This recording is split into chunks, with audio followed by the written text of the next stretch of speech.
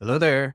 Kim Lane here, API Evangelist, here for another one of my API Evangelist conversations where I just talk to folks who are doing interesting things in the API realm. So let's make this happen. Let's see who we're talking to today. Hey now, who are you? Hey, hey, I'm Robert Buchanan. Coming here from Procter and Gamble, where we're doing some interesting things with the API program. Nice to have you, Robert. Always love chatting with you. Robert was just for everyone for Breaking Changes. I would say he was the back channel all through Breaking Changes, but I never properly got him on the show. Like him and I were talking pretty much like weekly and talking through things, but he never made it on the show proper. So I want to make sure Robert gets some good airtime here. But let's start with the basics, Robert. Why do APIs matter? Why are we here talking today? I mean, APIs have always mattered. The revolution of APIs really in the early 2000s when Roy Fielding came out with the RESTful architecture and really the coining of web services really kicked it off. But we've been using APIs since computers existed. It's just the exposure. Now, in today's world, when we look at APIs, why they matter is they're a multi-billion-dollar avenue for revenue integration, streamlining of conversations between companies, but also internal to companies. So, with that massive popularity and the value add that they can bring, we can now start answering a lot of problems that previously took a lot of, individuals to do the work. Now we can automate that systems. Now we can really do events, event streaming and other capabilities to, again, uh, ultimately streamline to get more products out to answer more business problems and realistically influence our customers. Yeah, agreed 100%. So I think people get the API things, everything you said, why it matters, but I see teams making a lot of mistakes and repeating. It feels like we've been saying the same things for a long time. What's the top mistake you see teams making at all the places you work throughout your career? Probably the biggest mistake I see all the time is it's kind of twofold. It's realistically they don't view APIs as more than a technical thing, and really it's a product, it's an experience. There's a person that worked with me for a long time. They always said in every API governance or style guide meeting is APIs are ugly websites, right? And realistically, if you have an API which is not usable by a customer or usable by a developer, it's not a great API. And a lot of people think of, well, this company has to use their API. Well, the biggest mistake is not making it a good API or a good consumer experience for the API consumer, because then you have more support tickets, you have more flaws, you have more challenges in general. So I think one piece is we're not treating them as products. We're not putting the time and effort into putting, product on the shelf as with our APIs. They're just technical. And then the other problem is the people are taking databases and turning them into JSON and calling it an API. Like let's not do that. That's a massive security problem and also just horrible design. Mhm. So why are APIs just a configuration thing? Why do people see them as such just a technical? Is it because IT's led the thing? There's not enough business involvement? Why are they just technical? And so I think a lot of it is business wants to do it fast. They don't do proper funding on development. They hear buzzwords from the industry. So partly it's our own fault in the industry of like, I can download this library and, build an API in minutes. Well, no, you can get started in minutes. You can't finish in minutes, right? It's a lot of the big hype with AI right now. It's like, oh, I can generate a website from an AI prompt. Sure, but there's a lot of problems with those prompts. There's a lot of problems with the end result. Could you get the base started? Absolutely. Now start tweaking and enhancing it. That's where you need the knowledge and expertise. We're forgetting to have that knowledge and expertise. And this, uh, I don't know, handcrafted, taking pride in your work kind of approach to APIs. I see a lot of argument, a lot of discussion on different approaches. We got design first versus code first. We got all these, but I'm more interested in where do you see the source of truth when it comes to this work on APIs? What is actually the most meaningful representation of an API across the enterprise landscape? Would you say? I would say the true source of truth. Like the absolute is always the runtime. Whatever is active in production is the source of truth. Now, when we talk about communication, documentation, and really how we should engage, the source of truth should be your design contract. And it should be held as a contract in the sense of you can't just change it and break all your consumers. And I think that's where a lot of people who go code first and then have something spit out their documentation lose the ability to vet their assumptions and what they've done. Like design the contract, design first, do the designing, with the feedback loops and the talking with your consumers and stakeholders. And then when you build it, now you can check of this is what I thought it was going to be. This is what it actually is. Is it still matching? And really, I think the combination of those two is really the source because then you can check your own work. You can also have people who are more architectural and design focused, much like we have a UX team that is more design focused. And then you have the UI team who's more implementation. You can do the same thing to where implementation needs to follow the design, but your implementers are not necessarily people designing because design really takes context knowledge, deep domain knowledge, and really just the userability or usability of APIs for consumers. It's not just a slap a few properties in JSON and call it a day. Is this something that real actual business people should get involved in this whole process? And should they concern themselves with the API lifecycle? I believe that if you are treating APIs as a product, any product manager who has an offering that includes APIs should have at least, 101 and maybe even 201 knowledge of APIs. They should understand the patterns. They should understand what makes a good API. And a lot of this stuff is, very uh, complementary to what they already know of software products or even physical products, right? If we look at any item on the shelf, you want to have good documentation on how to use the item. You want to have a good user experience in using the item. You want to have a good, way to purchase the item. If you don't have those things, you're not going to sell many items. And I think that's where product really needs to step in and not just say, oh, it's a technical thing, it's just an implementation, but more of, again, taking that pride in the work of saying, this is something I'm selling. This is something, even if it's to the team next to me, they're my customers. I'm selling it to them. I need to make it good so they love it. Is that why you called Open API a contract? There must be a contract. Yeah, Open API is a contract now. The Open API spec, as we've talked many times, is limited, and I wish it was a bit more open than it is, but it is a contract that helps us, standardize how we communicate these things. And I did see recently the Open API initiative launched. I forget what it's called, but they're talking about the flows of it. Yeah, Um, The Arazo. Arazo. Yes. Yeah. So that I haven't taken a deep dive look into it, but it does help part of that contract and the documentation of like, here's a way that people use this contract to get the job done. And it really, benefits us of that contract to say, this is how you interact with it. This is what's required for us to process the data.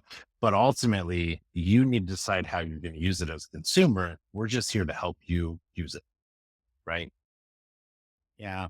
Yeah. And I think that's a key part of getting those business stakeholders involved. But I think most people just see open APIs just for docs. Like, what's the top two reasons you recommend using open API?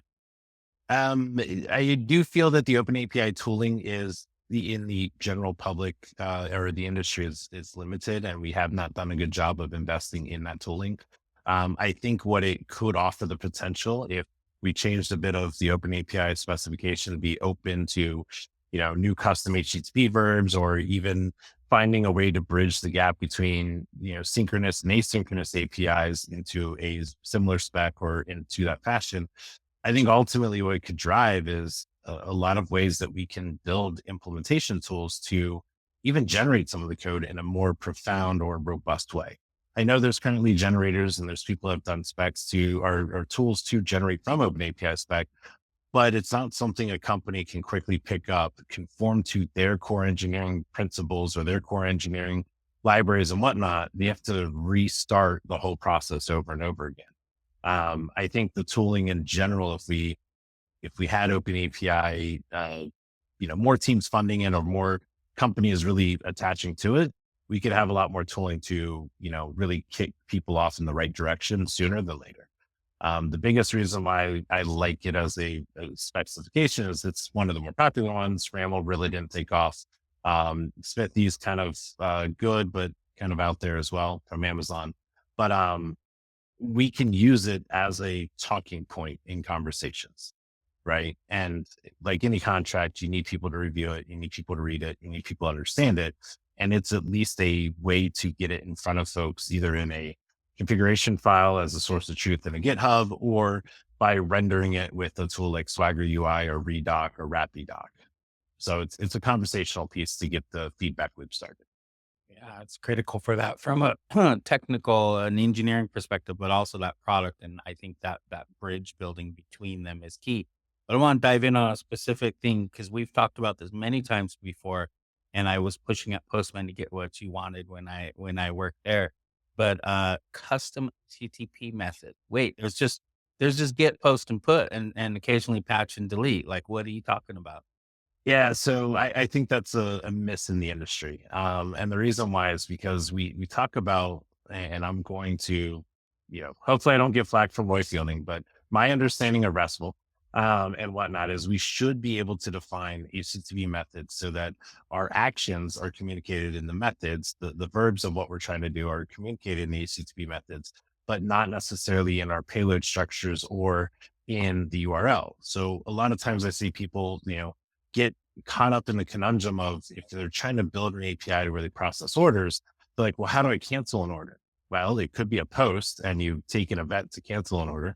It could be a put where you update the order, but now you're putting the control of what status it is into the consumer's hand. And then it could be a patch, but patch is generally not used because they either don't do a JSON patch or they don't do a proper patch operation. They do like this merge or upsert system, and again, it goes back to you putting that control in the consumer to do. However, if we created a cancel method and you just sent the order/order ID with the cancel method, now your logic is very crisp and clear of, hey, I need to cancel this order. I don't have to guess of, well, is it modifying the fulfillment address? Is it modifying this? And we actually would build more secure software because now we've reduced all the logic that goes into processing endpoints, which in turn, if we get to custom methods more realistically or more methods in general, we would then get to that holy grail of hypermedia a lot easier because then when we pass around the links in payloads, they become easier to decipher programmatically versus like, well, is this a post? It's saying action of, next. Is that a post? Is it get? Is it what is it? Right? We can clearly say what it is because the methods are available. Yeah, I like it. I do a lot of harvesting of APIs for my API search engine. And so I harvest the open APIs, the swaggers, as well as parse their docs. And I get the paths, I get the HTTP methods, parameters, as much about that operation as I can. And semantically trying to understand what the hell is going on and what the intent was is just maddening sometimes. Oh, absolutely. And I mean, a lot of people go and quote, the HTTP spec and we're like, well, gets don't deserve bodies. Okay, but query is a new RFC that's out there for a new method. It is effectively a get with a body because it's doing all the semantics of what we use post for searching, but it's putting it into a way that you can do it over a query method, which is a subset of what get did. So, we are creating new RFCs for new endpoints, but I think those are great for like the global standards, but I think companies in general should be able to draft their own for their own company canonical use because it would expand a lot of what we're doing inside of APIs. And it also, start to blend when we need things like gRPC, which are very action oriented, very process oriented things, and there's benefits to use gRPC for their low latency and their fast transmission and whatnot. But realistically, we could take some of those learnings and say we could apply those to even RESTful endpoints because we have the other verbs to describe what we're doing.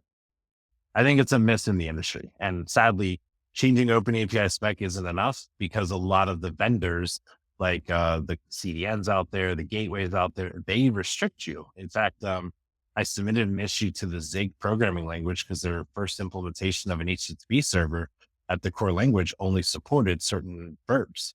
And I said, well, the spec says this. And they actually went through and changed it. I love the Zig dev team because they went through with a lot of feedback from the community, went and changed it to where you can now supply custom verbs inside their core system.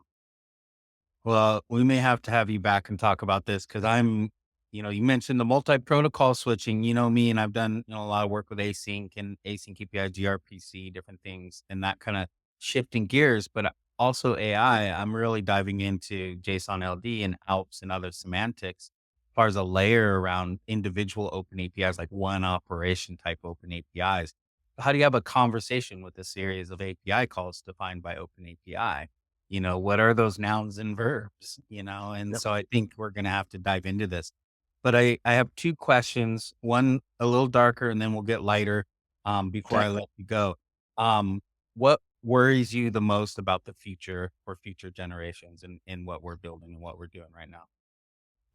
Truthfully, I think the education and the knowledge that we're teaching engineers or software engineers, I think, and I know depending on the community, if you use the word engineer, people question because we're not taking the approaches that other engineer fields do, right? We're not doing a lot of education in this way. I mean, if you go look out and we have these app schools that are great to get someone started to get to a junior role, the companies aren't taking that education and then doing more with it, right? We're kind of putting people into the deep end with just enough knowledge to be dangerous, but we're not hardening them with the foundations or, computer science rigor to say, like, yeah, this is the academic approach, here's the practical approach, here's hardened ways to do things.